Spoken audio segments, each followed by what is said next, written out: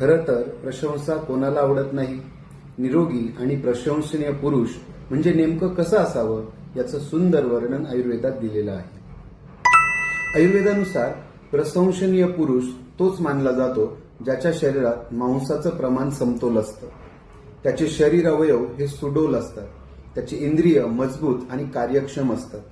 अशा व्यक्तीवर आजारांचा परिणाम सहज होत नाही, म्हणजे त्यांची रोगप्रतिकारक शक्ती म्हणजे इम्युनिटी चांगली असते. मग आता बघूया की स्वस्थ पुरुषाची लक्षणं काय असतात.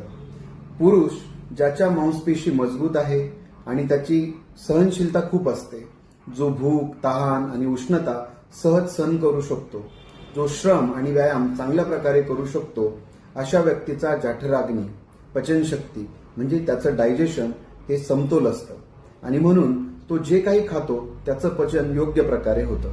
आयुर्वेदामध्ये पचनाला खूप जास्त महत्व आहे.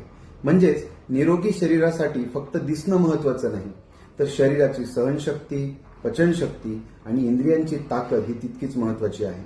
आजच्या काळामध्ये फिटनेस म्हणजे फक्त बॉडी बिल्डिंग नाही, तर आयुर्वेद सांगतो की तसं संतुलित, सक्षम आणि निरोगी शरीर हेच खरं आरोग्य आहे. म्हणूनच आपल्या दैनंदिन जीवनात योग्य आहार, योग्य व्यायाम आणि योग्य दिनचर्या पाळणं हे खूप गरजेचं आहे. आरोग्य हेच खरं धन आहे.